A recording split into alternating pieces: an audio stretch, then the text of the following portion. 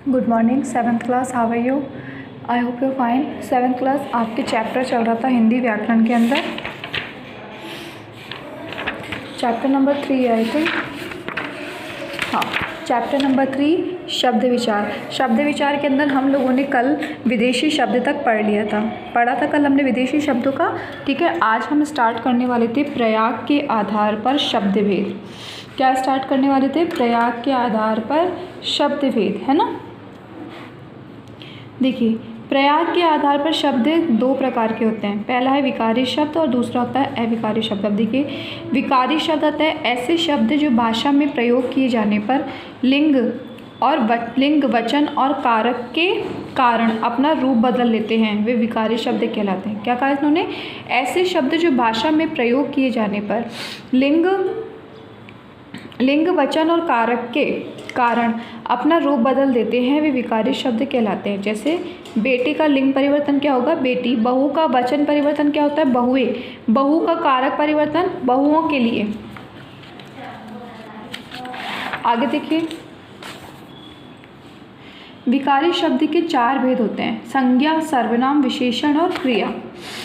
विकारी शब्द के बारे में आपने पिछली कक्षाओं में भी पढ़ा है, इनका विस्तार पूर्वक अध्ययन हम आगे करेंगे। ओके, आगे देखिए, अविकारी शब्द ऐसे शब्द जिन्हें वाक्यों में प्रयोग करने पर लिंग, वचन और कारक के कारण कोई परिवर्तन नहीं आता, वे अविकारी शब्द कहलाते हैं। अब देखिए बच्चे, उसने क्या कहा है कि इसमें तो कोई परिवर्तन नहीं आता है। किस कारण? लिंग, वचन और कारक के कारण। और विकारी शब्द में लिंग, वचन और कारक के कारण परिवर्तन आता है। ठीक है, अब देखो एग्जाम्पल केस बताओ। जैसे लड़का धीरे धीरे बोलता है, लड़के धीरे धीरे बोलते हैं, लड़कों ने धीरे धीरे बोला। इन वाक्यों में लिंग, वचन और कारक के कारण कोई परिवर्तन नहीं आया।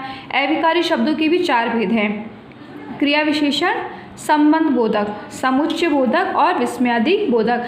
अविकारी शब्दों का विस्तार पूर्वक अध्ययन हम आगे करेंगे। चलो ठीक है बच्चों, आज आपका ये चैप्टर कंप्लीट हो चुका है ना।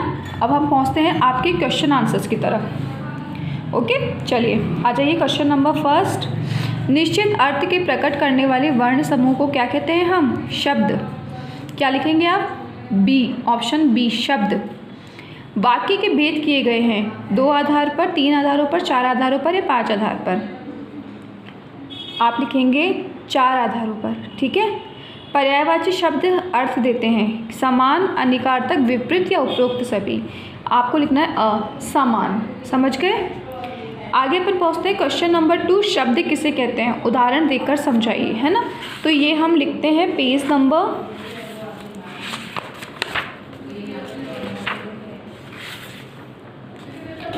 14। पहुंच गए पेज नंबर 14 पर। देखिए, ये रहा क्वेश्चन नंबर 2 का आंसर। निश्चित अर्थ को प्रकट करने वाले वर्ण समूह को शब्द कहते हैं। ये रहा आंसर। देखिए ऊपर से पैराग्राफ देखेंगे, नया पहला पैराग्राफ। निश्चित अर्थ को प्रकट करने वाले वर्ण समूह को शब्द कहते हैं। लगा लिया आपने? यहाँ से यहाँ तक लगा लिया ना? चलो ठीक है, आगे पहुँचते हैं अपन क्वेश्चन नंबर 3। देखो पेज नंबर 14 पे मैं यहाँ लिख देती हूँ आपको, पेज नंबर 14। ध्यान रखना 7th क्लास।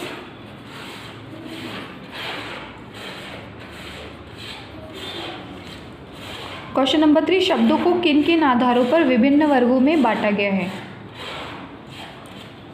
शब्दों को किन किन आधारों पर विभिन्न वर्गों में बांटा गया है?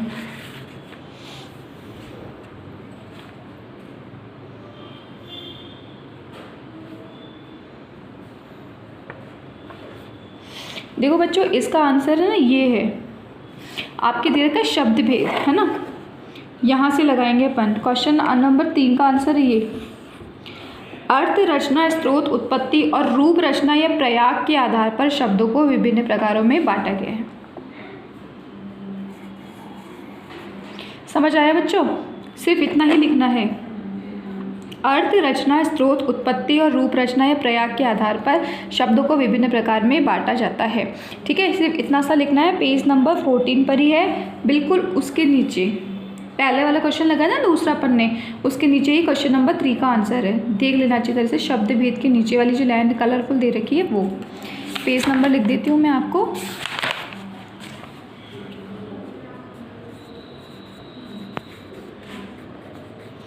पेज नंबर 14 पे ये भी। आगे अपन पहुँचते हैं, उत्पत्ति के आधार पर शब्दों को कितने भागों में बांटा गया है ना। तो एक सेकंड रुको।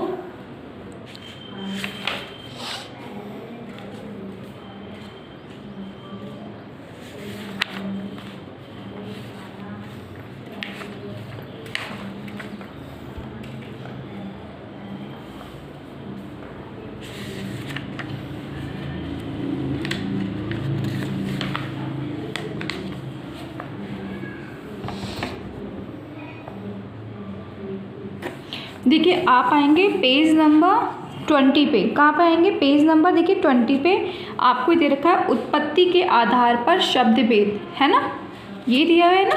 क्वेश्चन नंबर कौन सा था हमारा? 4। हाँ देखो ये रहा, यहाँ से लगाएंगे। हिंदी भाषा में शब्दों की उत्पत्ति 4 प्रकार से हुई है। इस आधार पर शब्दों को 4 भागों में बांटा गया है। सिर्फ नाम सिर्फ इतना ही पूछा है अपने से, कितने भागों में बांटा गया है। नाम नहीं लिखने के लिए नहीं बोला गया है, तो आप सिर्फ इतना सा ही लगाइए। समझ आया बच्चा? नेक्स्ट क्वेश्चन, पेज नंबर लिख दो इस पे, पेज नंबर 20।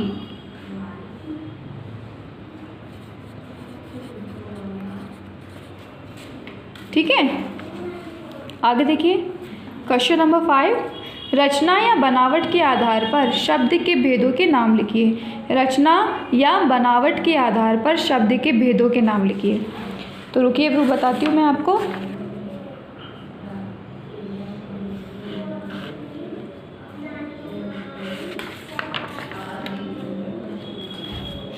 देखिए आ जाइए पेज नंबर 19 पर बच्चा। पेज नंबर 19 पर देखिए दे रखा, रचना या बनावट के आधार पर शब्द भेद, है ना। यहाँ से लगाएंगे, आंसर नंबर 5 है ना हमारा ये। रचना या बनावट के आधार पर शब्द 3 प्रकार के होते हैं, रूढ़ शब्द, यौगिक शब्द और योग रूढ़ शब्द। लगाएंगे हम यहाँ से, रूढ़ शब्द, यौगिक शब्द और योग रूढ़ शब्द।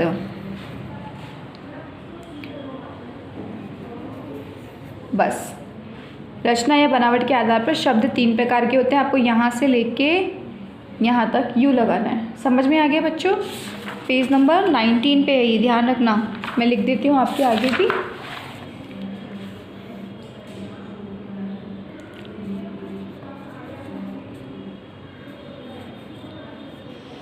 क्वेश्चन नंबर 6, अर्थ के आधार पर शब्द के कितने भेद हैं उनके नाम लिखिए। अर्थ के आधार पर शब्द के कितने भेद हैं उनके नाम लिखिए, है ना। चलिए अब देखते हैं अर्थ के आधार पर।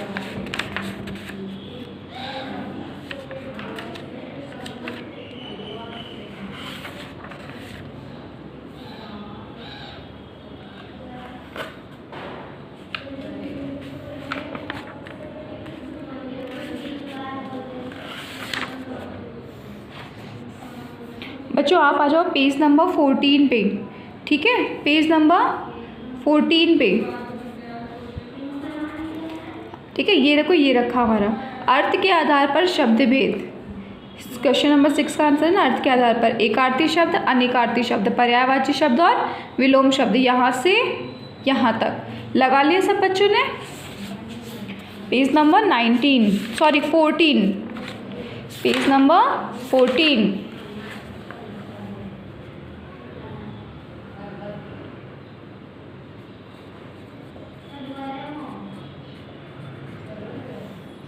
आगे बढ़ पहुँचते हैं 7 पे, विकारी और अविकारी शब्दों में क्या अंतर है, स्पष्ट कीजिए। तो देखो बच्चों ये है आपके पेज नंबर 21। आ जाओ पेज नंबर 21 पे, है ना। देखो ये रहा, पहले आ जाओ, ये देखो ये रहा विकारी शब्द। ऐसे शब्द जो भाषा में प्रयोग किए जाने पर लिंग, वचन और कारक के कारण अपना रूप बदल लेते हैं, वे विकारी शब्द कहलाते हैं। जैसे बेटे का लिंग परिवर्तन बेटी, बहू का वचन परिवर्तन बहुएं और बहू का कारक परिवर्तन बहुओं के लिए। यहाँ से यहाँ तक लगा लेंगे पहले। कहाँ से? देखो यहाँ से लेके यहाँ तक विकारी शब्द से लगा लेंगे। और फिर आप आ जाएंगे पेज नंबर 22 पे। फिर आपके ऊपर दे रखे ना विकारी शब्द के भेद, ये मत लिखना, आप डायरेक्ट यहाँ आ जाना अविकारी शब्द पर। अविकारी शब्द देखो, ऐसे शब्द जिन्हें वाक्यों में प्रयोग करने पर लिंग, वचन और कारक के कारण कोई परिवर्तन नहीं आता वे अविकारी शब्द कहलाते हैं। जैसे लड़का धीरे धीरे बोलता है, लड़के धीरे धीरे बोलते हैं, लड़कों ने धीरे धीरे बोला। समझ में आ गया बच्चों? Page number 21 and 22।